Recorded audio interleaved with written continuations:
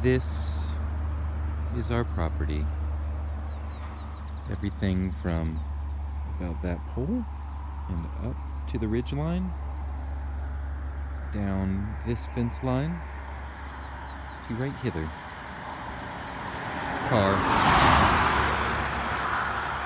I don't love this road, but it's a lot quieter once the things start popping in the spring, and when you get up there you don't really hear it.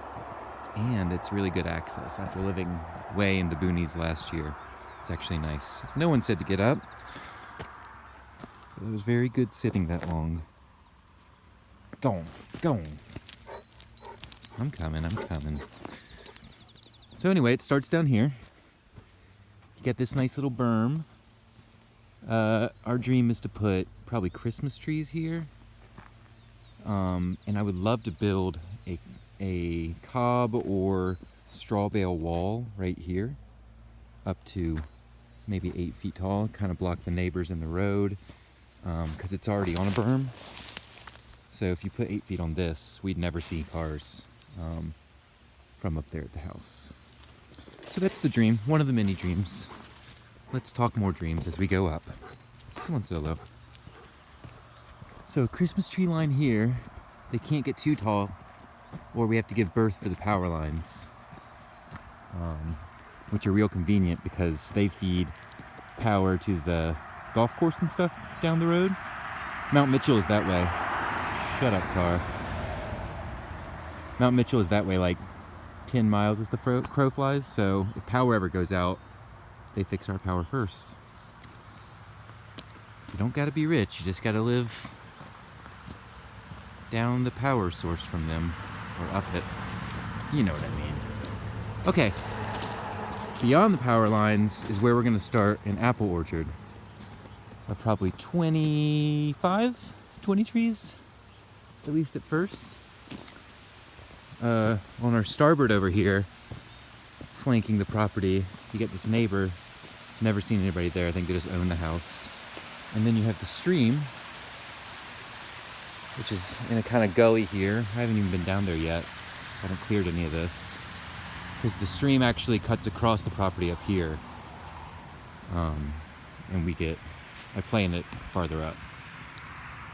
So here is a lower field. Will be apple orchards. And then from here on, might put some parking. Eventually I'd like to put a little hut to sell goods and give away free oatmeal in the morning.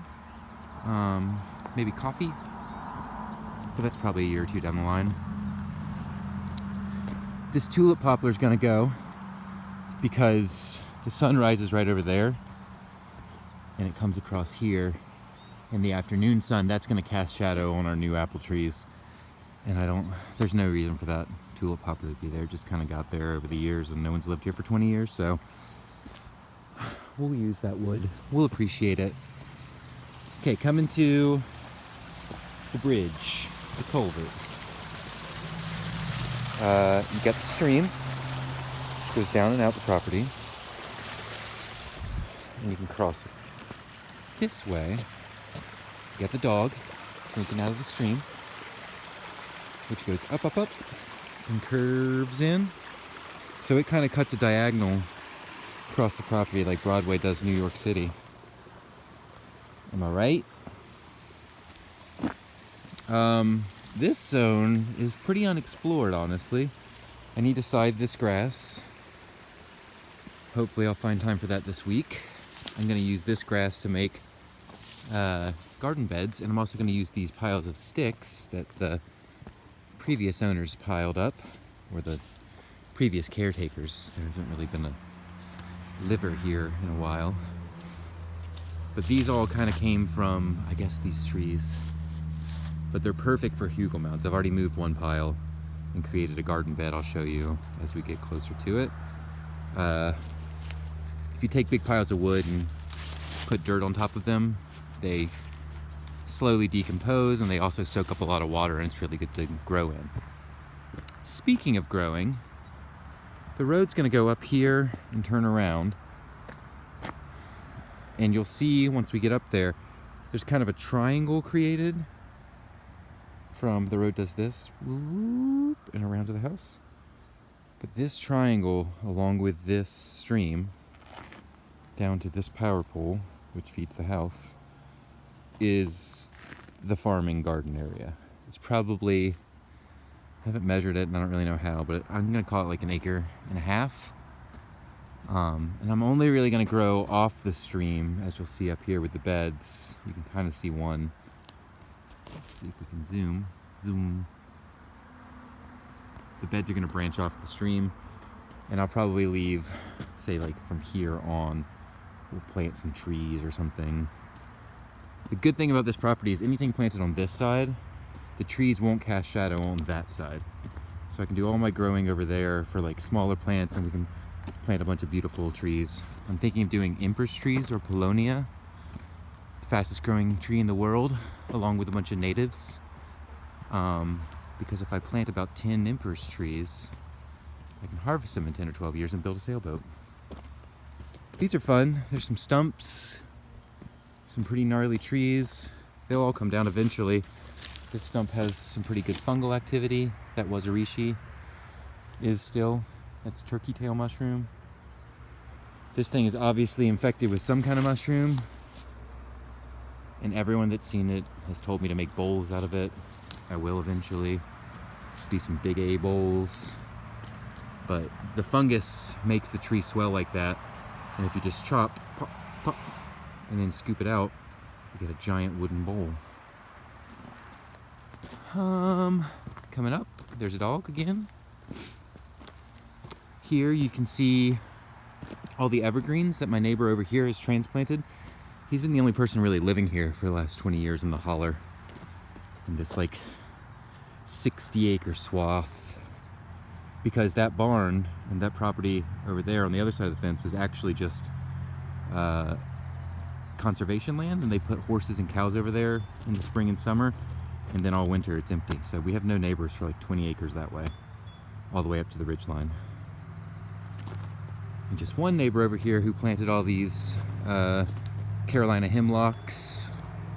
I think he just transplanted them from around the property, but it creates a pretty nice barrier between the two of us. So we don't have to see his house and he doesn't have to see us. This zone on the side of the road, we'll probably put a bunch of trees in for the light reasons I was explaining. They won't cast any shadow over here. And coming up, this used to be a logging road like 60 years ago when they first developed the property, apparently. And actually up in there you go into some rhododendron dens, and we may put a shed in this flat area. I think that our septic drains down there too, but it's just really accessible and easy, kind of hidden away zone that we can drive to. So that's a dream. There's the house. Coming over, we're now cutting across the property, getting up to the garden bed some. If you look down, you can see I've scythed half of this, and then you can see the grass where I stopped scything. So this took like a morning. So once things are going good, I'll probably be able to scythe like half one day, half another day, and I'll feed all that grass on top of the hugel mound garden beds. And that grass will decompose slowly and give lots of nutrients to the plants I'm growing here, like the lettuce and tomato and things. So the garden beds have cardboard laid flat on the bottom with all these sticks of varying sizes on top. I'll dig a trench in front of it and put that earth on top of this. Maybe get a truckload of compost to kind of sow in and make it extra active. And I'm gonna have probably 10 beds coming down this stream here, branching off of it, so they can wick water. It's also kind of in a trough. This stream has a bank and this hill comes down, So these beds will stop water flow and make it reabsorb into the ground instead of running off, which isn't that necessary. We get a lot of water here, but it's a smart technique for permaculture in general, so that's how we're gonna do it. You can see some of the dams I've already started to construct to bring the water level up. As I stack rocks and build dams, you can see this water was down here until I stacked all this, and then that over a period of a few weeks, all the little holes between the rocks have filled in, and now I have a little pool here, and I'll continue to do it until it's level with the ground, which will bring the stream up, and then I do that as we go up the property, just to make the water level a little closer to the ground, and you'll get a lot of good seepage for growing there. On the yonder side of the stream, this will all be where the animals get to play. So the goats and chickens, this is their pasture land. I'll move them every day or two to a new section of grass to reduce parasites and clean the land and cut the grass and give them all fresh forage. And then once they get down to the bottom of the land, I'll turn around and bring them all the way back to the top and start the process again. Hopefully the grass will have grown enough. There's going to be some calculations involved in getting that right, but that's called rotational grazing, which is another soil building practice I want to employ. Coming up, we haven't quite figured out where all to park yet, but here's the house, kind of at the end of the gravelly road. It gets a little more wild from here. And at the top of the house, there's my little greenhouse. This is where I kind of section off the land on maps and in my head. And this is the bottom third. So everything we just walked through is the bottom third of land. And then coming into the second third, we've got a bit of a steeper hill. You get some trees popping up, lots of trees along the stream from here on. Some good, beautiful trees on this side, and a rhododendron patch that's huge that comes, this whole tree line holds it, so it goes all the way into the neighbor's yard and most of the way up the ridgeline. And there's fun tunnels and secret spots. You can kind of see this moss patch. It's like my favorite thing so far. That moss is like this thick, beautiful to lay on and do leather work or read or whatever you want when it's nice out. This zone's real fun too. Crossing the stream, you got a big rock. I diverted the water, kind of the first thing when I moved here, because I wanted a waterfall. And you can see a couple more pools I've created. Just moving rocks around and creating dams. The stream gets real pretty when it goes through the trees, especially as things start to pop up. Across the stream, you actually get a slightly better view than at the house, and we have a couple of fire pits. Make a big bonfire there.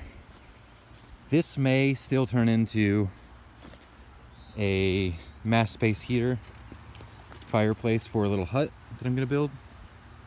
I'm on the verge of building a hut because I want to sleep outside as soon as it's warm enough. But look at this view from over here. You can really see the mountains marching down. I think that's Tennessee over there, or I've been told that. Who knows? But we're close to Tennessee. Solo, you're the only 10 I see.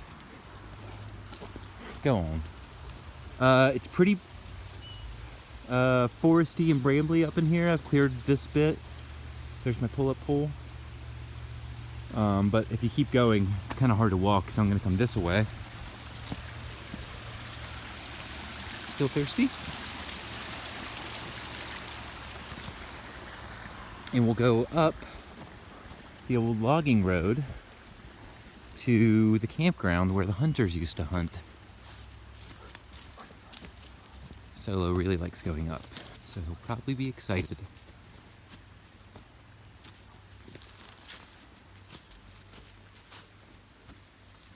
So, I don't really have any plans for this zone yet. I think we'll just cut it and let it be. The turkeys and animals really like to walk around here. We have a lot of wild turkey and deer. I heard there's lots of bear up on the ridge line. I haven't seen them. This branch fell right before we moved here, quite nicely into the crook of another branch. And I've actually already put a swing. You can kind of see that thing hanging there, and also built a little bird's nest. Climbed up it a lot. Maybe I'll put a tree house there. I don't know. It's a little close to the house. Coming up. And up, you can start to see the rhododendrons I was talking about. They're evergreen, which is nice. And they're quite tall. Probably like 15-foot rhododendron. And the way they grow, if you haven't experienced them, it's pretty easy to walk through them, but they create these beautiful tunnels. And they should all be in bloom in a few months. And that'll be real pretty. Up here, the trees start to pop up in the field. Pretty clear below it. Haven't figured out what to do with these trees yet. Maybe some slack lines, maybe some tree houses. I definitely have plans for the trees over there by the stream, which is now on the far side of the property.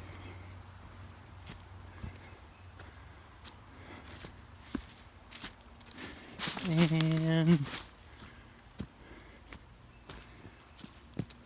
still going up.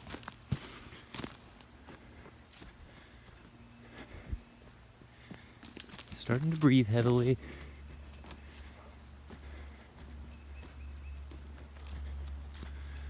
Ooh, here's a fun opportunity to show you what a spring onion looks like and what multiflora looks like. This motherfucker is multiflora. It's real thorny. It gets real big. Becomes woody when it dies.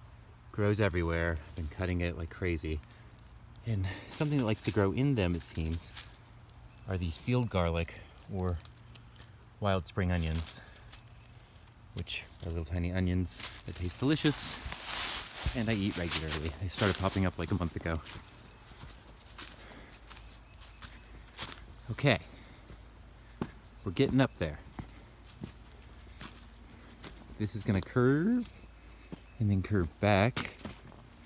And once we do that, we'll kind of be on the top of the second third, bottom of the third third, aka the campground, which is a nice little clearing up top where the hunters used to hunt till we bought the place and said, hey, you can't put a salt lick there and hunt out of season from a fucking tree blind. Pardon my French. But they were killing all the majestic animals. Like a bunch of jerks. I mean, if you want to like go hunt them with a knife or bow and arrow, that's a thing. But if you're gonna sit in a tree blind and shoot a little deer that is just licking a salt block, I don't know. Not into it. Maybe if they made the gun, maybe if they did anything but bought a thing, I don't know. Pretty steep right here. You can also see some different contours. You get little hills. You can barely see the house now. This hill is actually quite fun. It goes down into the stream. And I really like this zone here. I think I'll build something between all these trees. But it kind of, this hill kind of hides the stream from up here, which is the beginning of the campground. You get a nice flat area here. Put a tent or two there. This hill up here is real nice and clear. This is a good one. There was a tree blind here when I first got here. And up and up and up.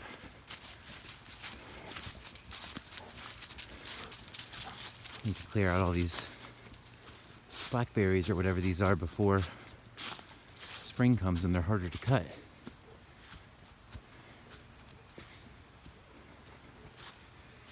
And up and up and up. You can see an old apple tree. It's all gnarly. He's fun. There's a big hole in the base. The roots grew around. Now we're getting to, you can almost see the teepee, which marks the campground.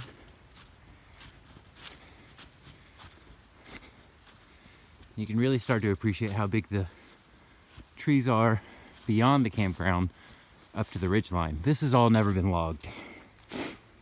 So, well, everything in North Carolina was logged in like the 20s.